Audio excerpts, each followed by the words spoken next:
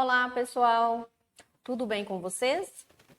Hoje, no De Olho no Direito, nós vamos falar sobre os principais direitos e deveres que a Constituição Federal de 88 nos assegura.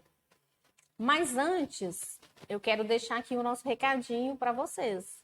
Quem ainda não é inscrito no canal, se inscreva, deixe o seu like, deixe as suas dúvidas e sugestões aqui nos comentários, que à medida que pudermos, vamos responder a todos vocês e vamos também, obviamente, acatar as sugestões aí de conteúdo que vocês nos enviarem através dos comentários.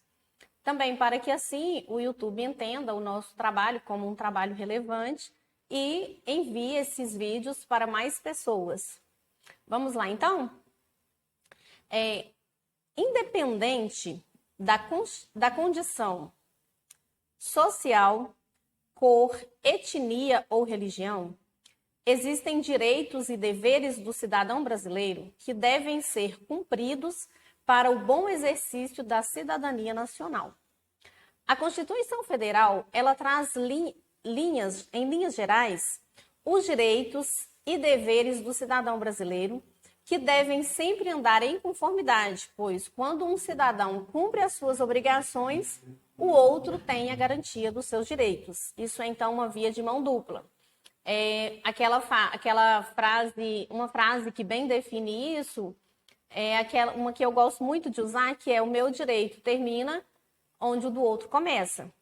Então, se eu exerço bem os meus direitos, as minhas obrigações, aliás, o outro, obviamente, vai ter garantido os seus direitos. Podemos ressaltar alguns direitos previstos no artigo 5º da Constituição. O primeiro deles é o direito à vida. Não apenas o direito de existir, mas de existir com dignidade. Também temos o direito à liberdade. Além de ir e vir, representa também o direito à opinião, à informação e escusa de consciência. O que é escusa de consciência? É o direito do indivíduo de não cumprir um serviço obrigatório por razões relacionadas à sua crença filosófica, religiosa ou política. Temos também o direito à igualdade. No entanto, em certos casos, fatores discriminatórios são admitidos, desde que sejam para assegurar a igualdade entre desiguais. Ficou confuso, né? Vamos entender então o que isso significa? Significa que eu preciso, em algumas situações, agir de maneira diferenciada entre uma pessoa ou um grupo de pessoas para que eu possa igualar essa pessoa, oferecer a ela igualdade em relação aos demais. Como, por exemplo, quando se constrói rampas ou quando se coloca elevadores em ônibus para facilitar o acesso das pessoas portadoras de deficiência a determinado local. Temos também o direito à segurança. Podemos analisá-lo tanto pela ótica do direito à proteção física dos indivíduos, como de proteção jurídica do indivíduo perante o poder punitivo do Estado, ou seja, diante do poder de punir do Estado. Direito à propriedade. Todos têm direito à propriedade, mas ela deve atender à sua função social. Ninguém é obrigado a fazer ou deixar de fazer algo a não ser em virtude de lei. Eis aqui uma frase que eu gosto muito, porque quando eu não quero fazer alguma coisa, eu simplesmente solto um não sou obrigada a nada.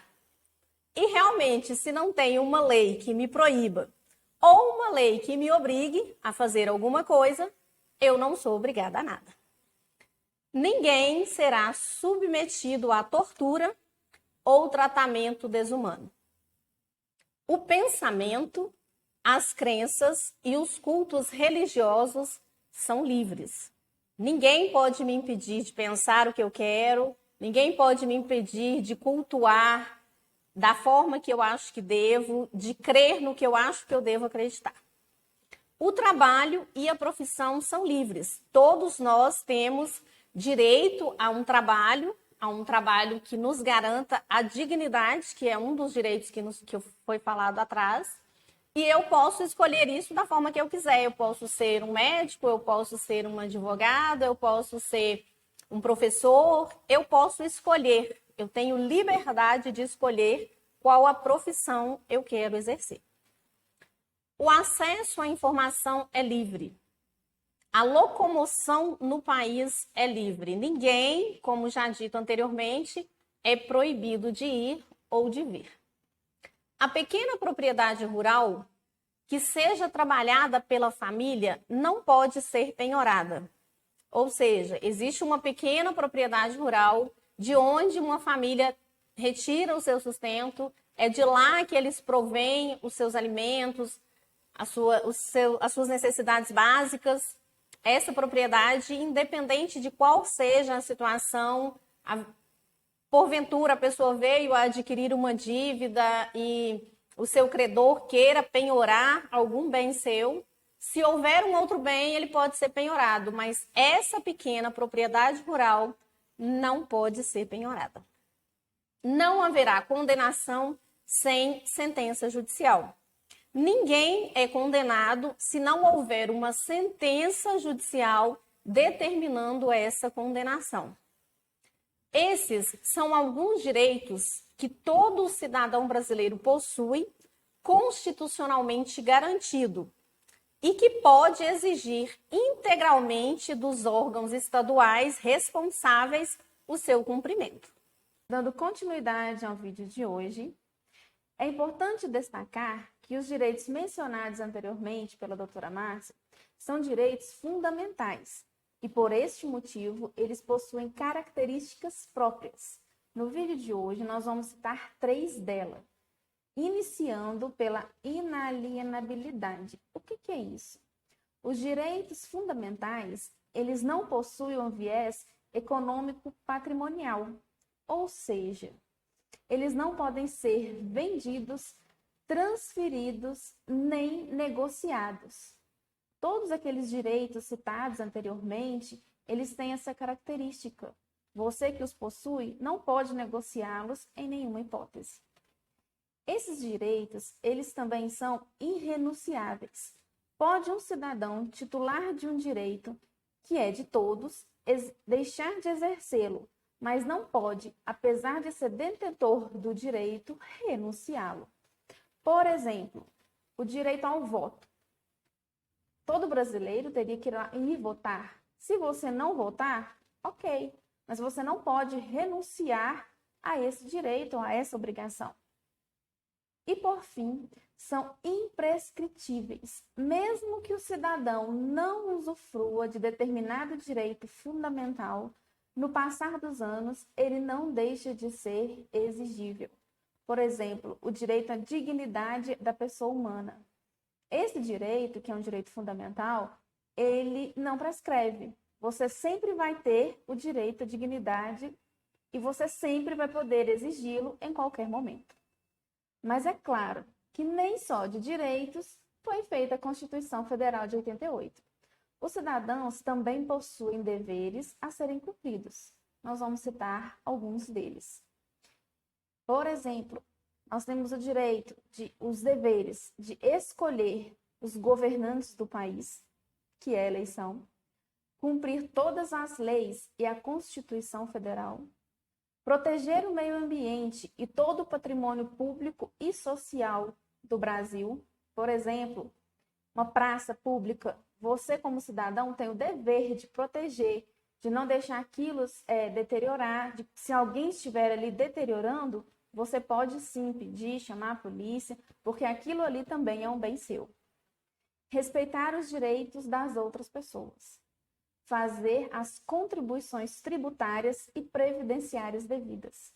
Educar e proteger o seu semelhante e contribuir com as autoridades. Por exemplo, você foi intimado como testemunha por algum motivo, você viu ou você foi perguntado sobre algum processo, alguma coisa que aconteceu perto da sua casa, e se você sabe, tenta ajudar aquela autoridade, né, a poder cumprir o seu papel na sociedade. Sabemos que muitos dos direitos não são observados pelos nossos governantes, como também muitos dos deveres não são cumpridos pelo cidadão. Mas se todos nós fizermos a nossa parte, podemos ter um país melhor para as futuras gerações. Se nós, como cidadãos, exercermos os nossos deveres e exigirmos os nossos direitos, e aí, de contrapartida, aqueles governantes que nós elegemos, cumprir com o seu papel também, uma geração, a nova geração que está vindo aí, ela tem todas as chances de ser uma geração próspera e com grande sabedoria. E nós estamos aqui, é claro, para continuar com você, te mantendo informado e sempre de olho no direito.